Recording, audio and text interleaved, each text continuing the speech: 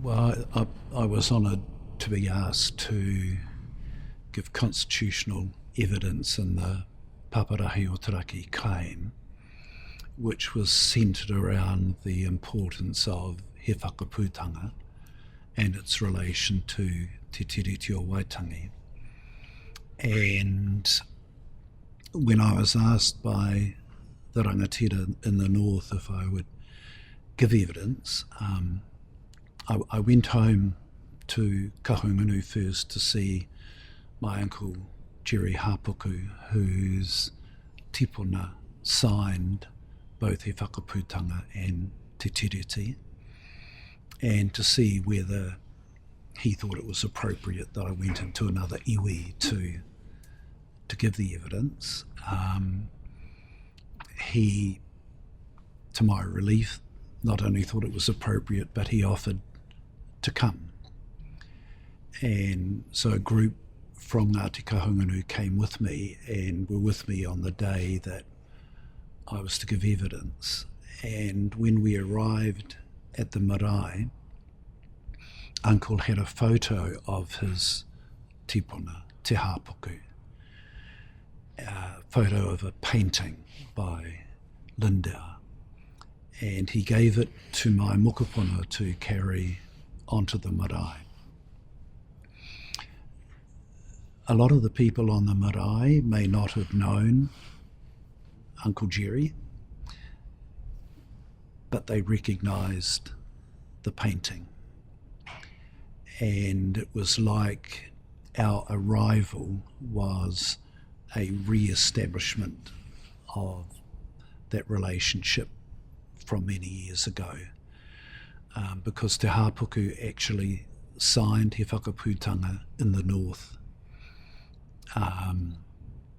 and the day that I was actually due to give evidence, Opia came from Tūwharetoa and from Tainui, and their presence was also to recognise that relationship, because Te Wherowhero, who ultimately became the first king, Potato, was a friend of Te Hapuku, and they actually signed He Whakaputanga together. And so it was a really humbling experience for me, actually, to be able to give my kōrero in their presence and an acknowledgement of that relationship, which in itself also acknowledged the importance, I think, of He Whakaputanga, that it was a declaration of what was the extant situation in 1835, that iwi and hapu were independent entities, so that Ngāpuhi made decisions for Ngāpuhi, Ngāti Whātua made decisions for Ngāti Whātua, and no one could impinge on that independence. And so He Whakaputanga was a statement to the world of that fact, and a statement also of the awareness by our old people that there is a big wide world out there, and that to meet the challenges of that new world, there is perhaps a need to find other ways of exercising that independence. And so the whakamininga, or the confederation that was established in He Whakaputanga, was an effort to bring iwi and hapu together in what I call a relationship of independence and interdependence. So they would retain their own mana, but work interdependently to make joint decisions on matters of common interest.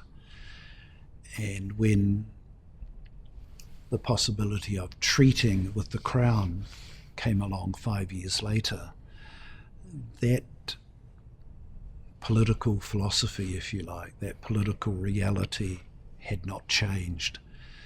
It was still in place that iwi and hapu were independent, but were willing to seek interdependent relationships with other political bodies, including the Crown.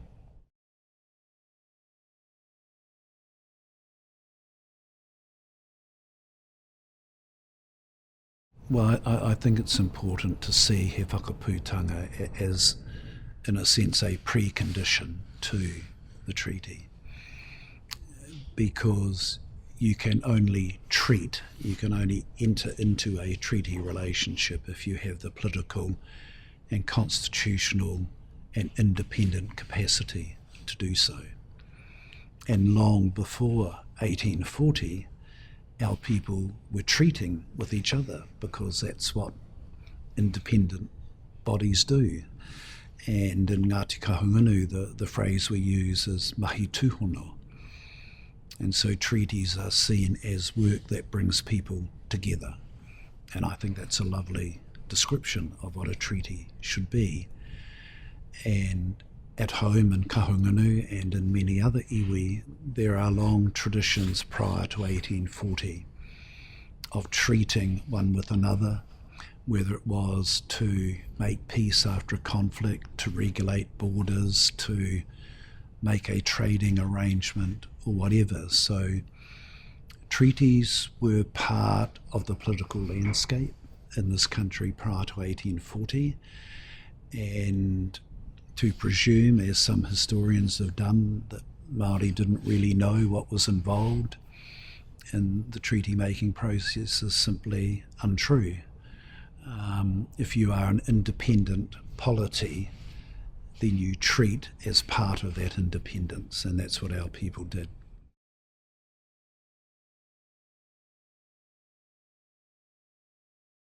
One of the things I think that is important to remember about the treaty in terms of how I believe our people have understood it is that the site of political and constitutional power prior to 1840 rested in the hapu.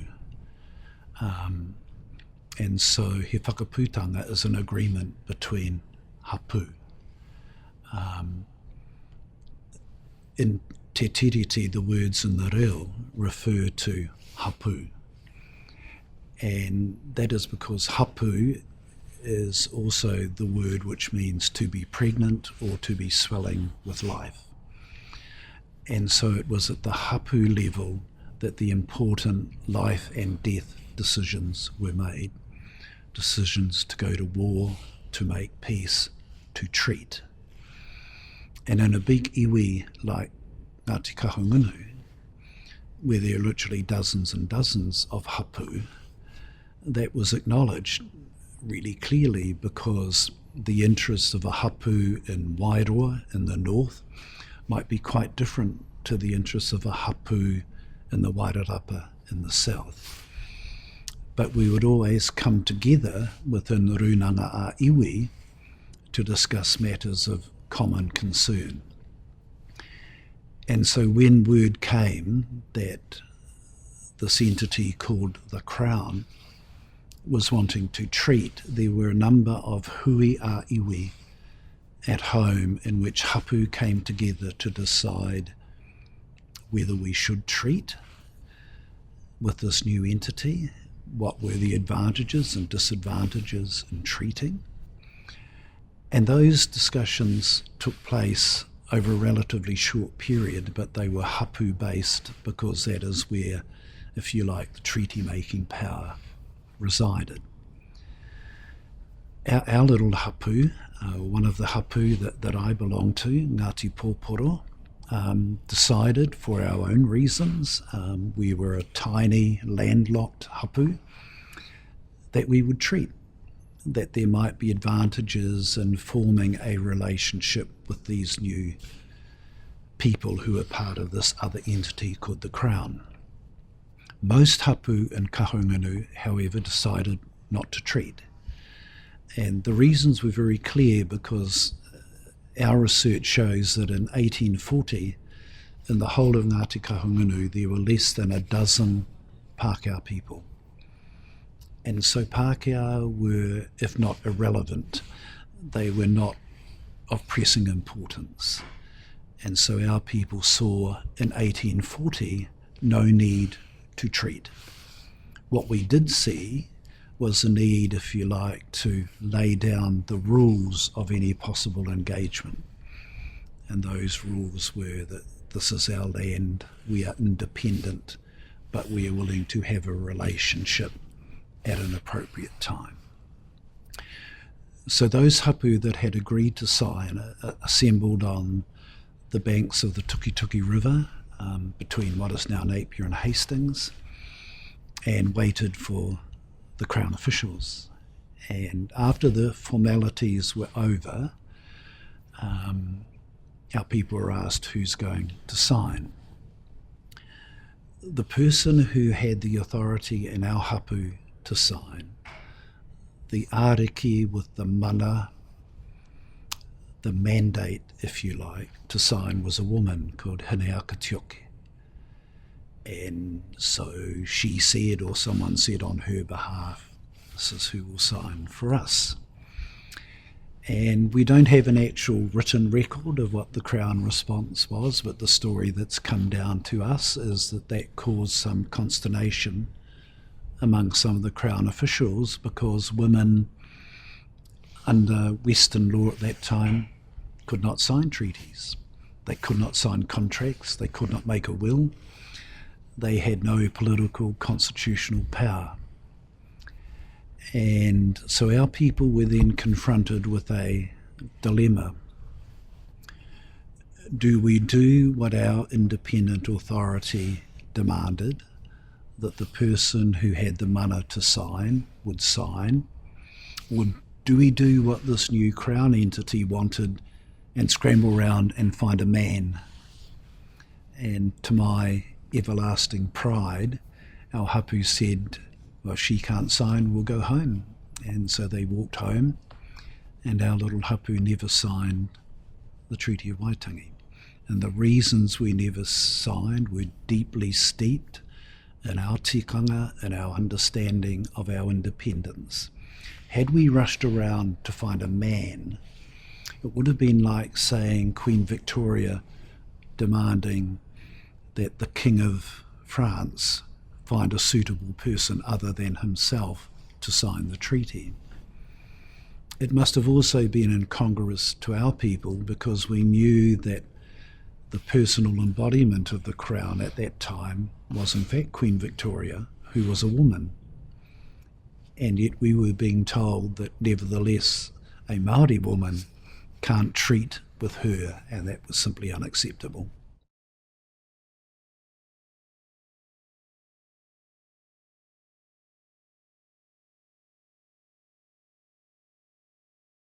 Well, I call political documents, He Whakaputanga has particular resonance with those who are part of it, those for whom He Whakaputanga is part of its history. But in the short time frame between 1835 and 1840, not all hapu were able to become part of He Whakaputanga, so it doesn't feature largely in their history. What is accepted, though, is, if you like, the constitutional foundations of He Whakaputanga. That is the independence of hapu and the willingness to work interdependently on matters of common interest. So in the recent 5-year project we just finished on constitutional transformation, whether the hui was in Dunedin or in the north, there was always reference to He Whakaputanga, but it was much deeper and a more resonant reference in the north, of course, than it was in Dunedin.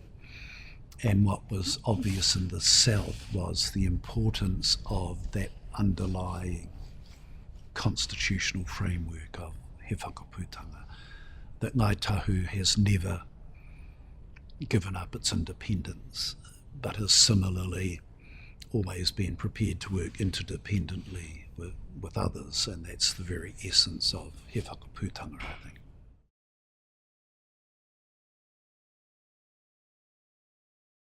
Well, I don't know of any independent country any state, if you like, that has done or would do what the Crown has maintained since 1840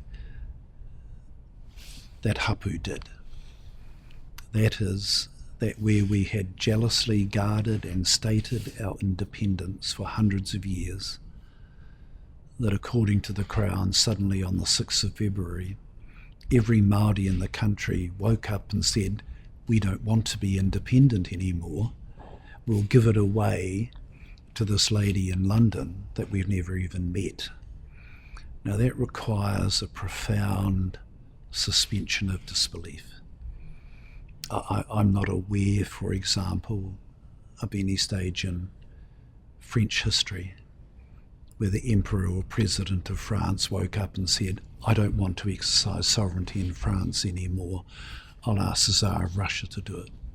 And I certainly don't know of any instance in Britain where the King or Queen of Britain woke up one morning and said, I don't want to exercise sovereignty in Britain anymore, I'll go and ask the Kaiser in Germany to do it. That is just historically not a fact of political and constitutional interrelationships. And to assume that that is what our people did flies in the face of that very human history, let alone the very Māori human history, where the notion of giving away the authority to make independent decisions is not just culturally inconceivable, it was politically impossible. And that has remained a consistent thread in the Māori discussion ever since 1840.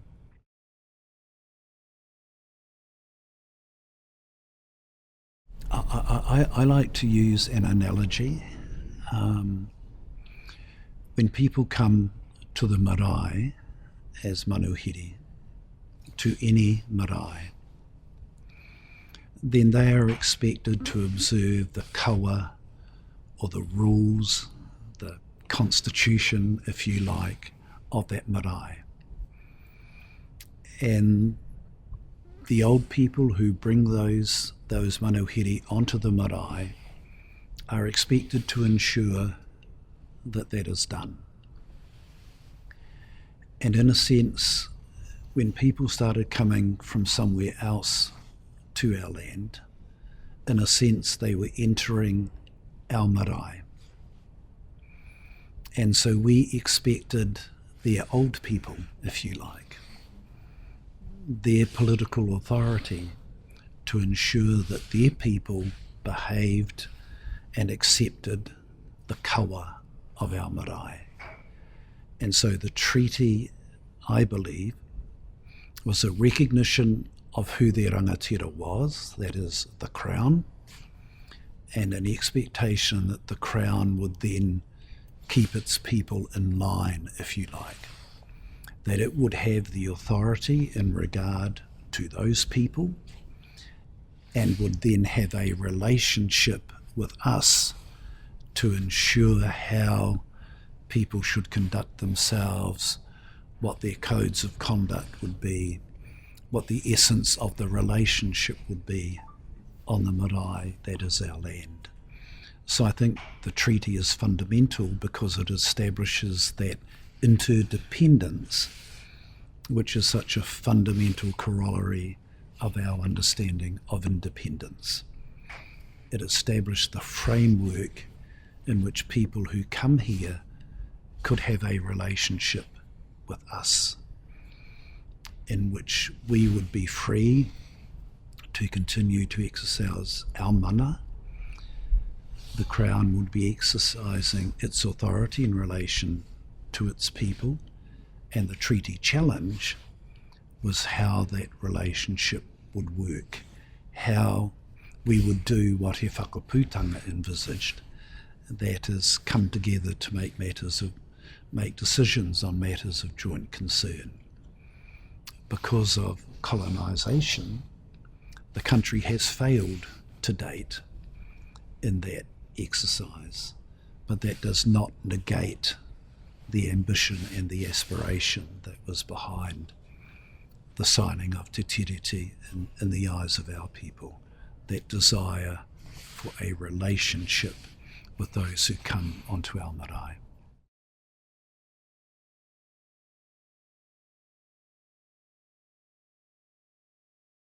Well, it seems to me that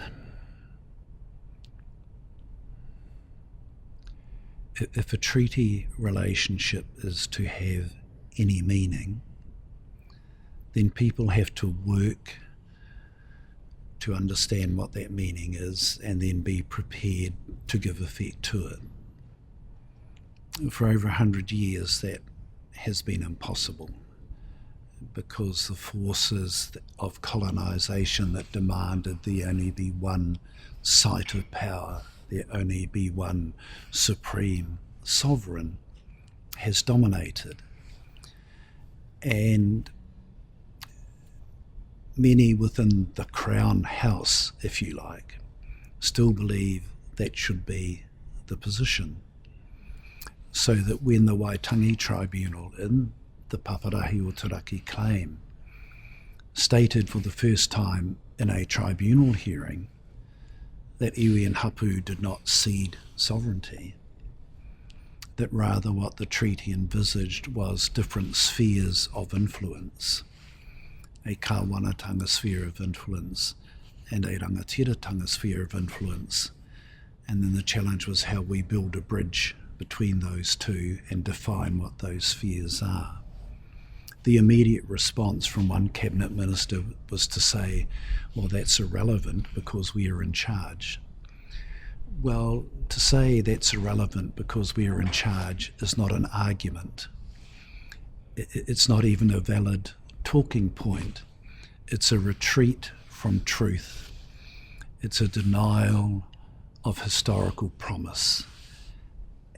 And I actually have a sense that there are enough Pākehā people in this country who would not accept that view, who see in the treaty the aspiration for something better than one party perpetually dominating another, that promises made in a document signed by their ancestors must have some credibility, and that credibility must rely in a sense of what I call rightness.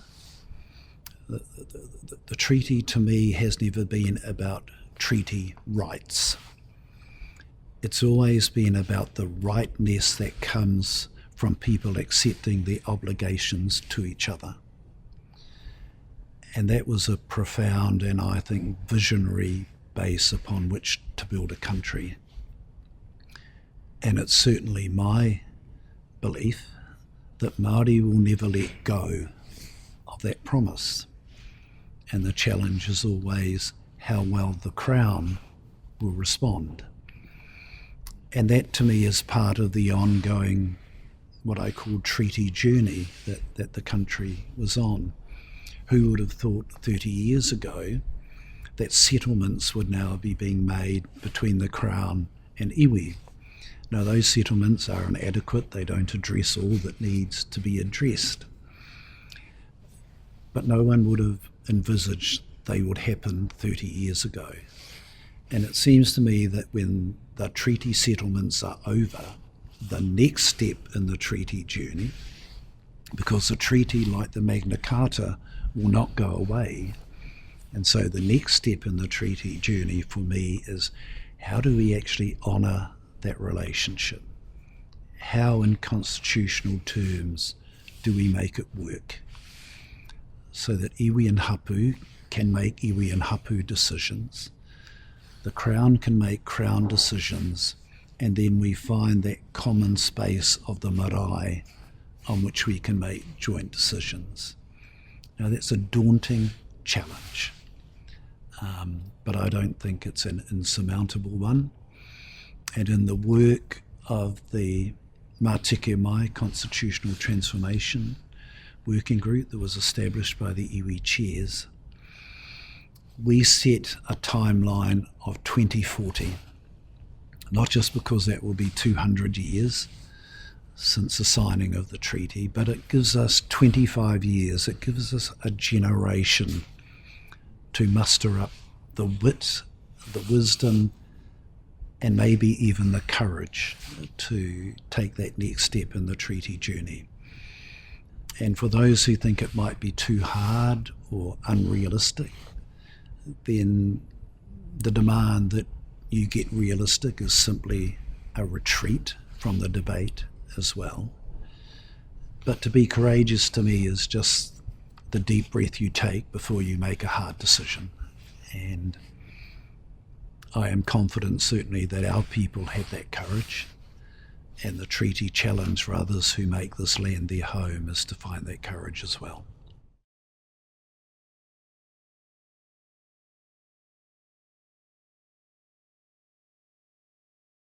I think it will take longer for people to overcome what has been taught. Every country has its founding myths, if you like. What colonisation produced is what I call mythtakes, that is, deliberately contrived falsehoods about their being. And the most paramount mistake in the colonising history of this country is that we voluntarily gave away our authority to somebody else. But that is what people have been taught, and it takes a long time often to unlearn that.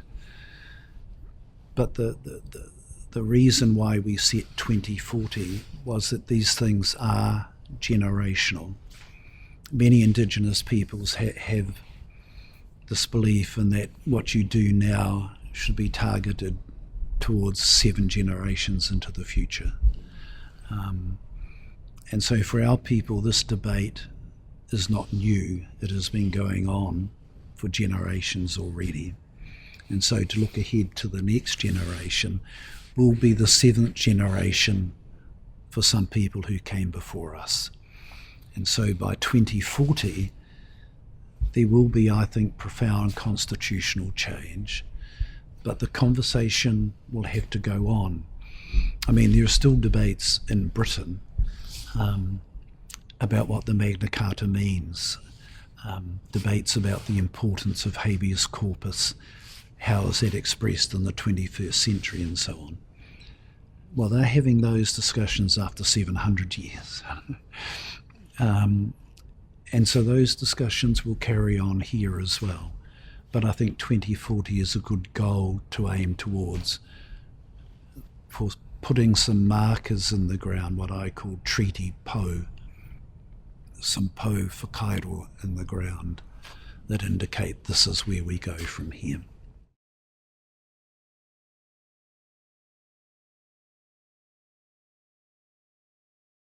One of my heroes was a man called Frederick Douglass, who was an African-American slave.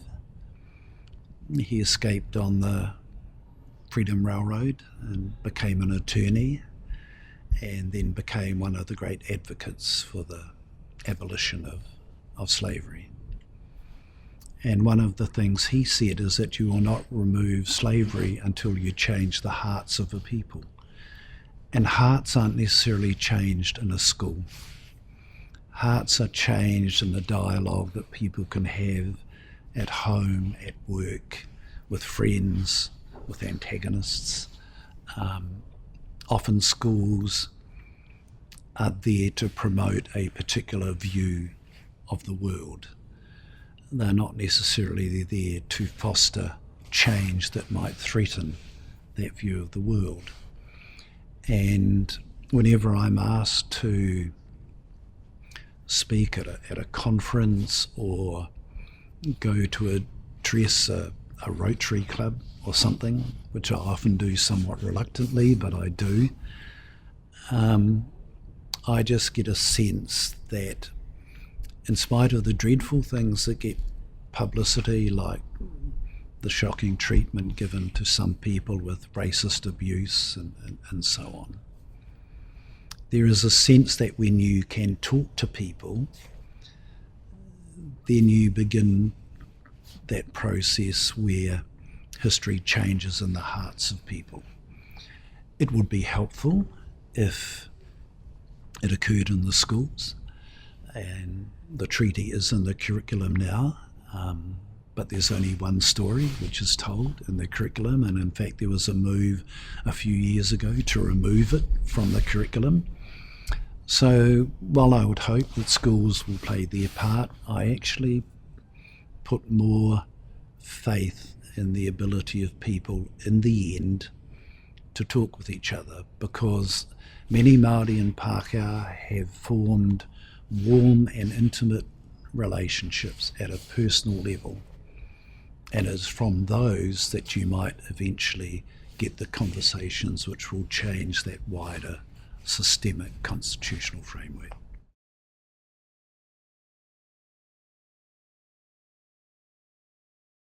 No, I actually don't agree with that thesis. Colonisation was a violent, genocidal process. But that doesn't negate the fact that an agreement was made looking towards the future. If in the last 170 years that agreement has been overpowered in the course of that genocidal dispossession, that doesn't mean that the promise becomes null and void. It would be like saying that something like the Magna Carta could be made to disappear if something dreadful happened in Britain. The promises that are made in the course of human events, in the end, are meant to be expected, are meant to be honoured. Martin Luther King often said, and to me it's his most profound statement, not "I have a dream," but the arc of history always curves towards justice. And I don't like the word justice either, because it seems to presume a particular cultural perception of what is just.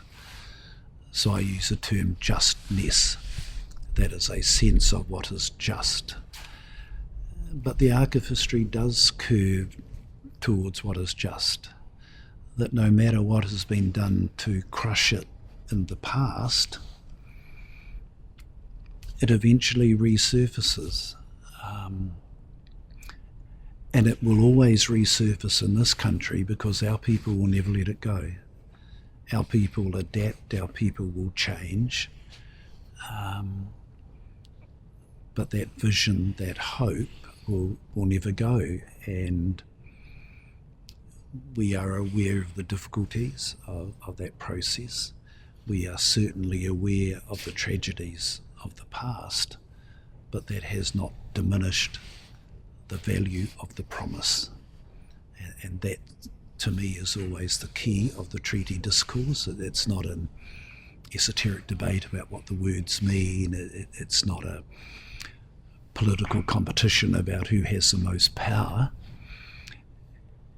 It's about a promise made for two people to honour each other in a relationship of equality.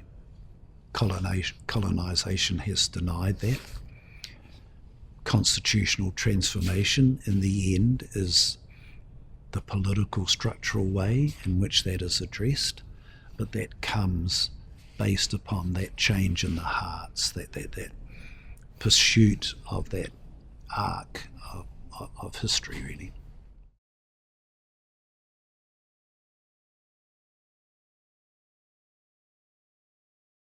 I think the changing demographics being caused by immigration are important.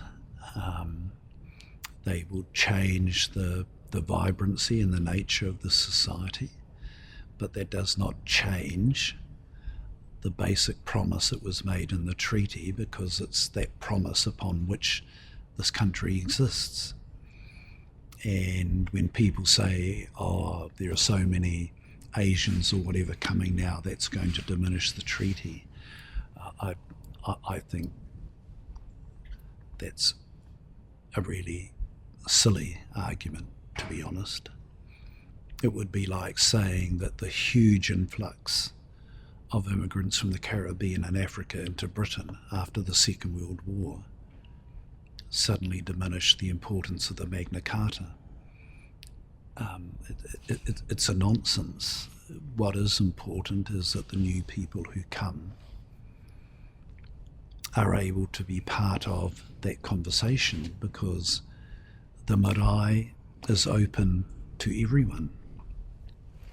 The key is that when you come onto the marae, you understand what the kawa is. And the kawa of the marae in treaty terms is the promise of that relationship. And so that's another thread in the challenge in the next stage of the treaty journey, but to suggest it might diminish the treaty is silly, really.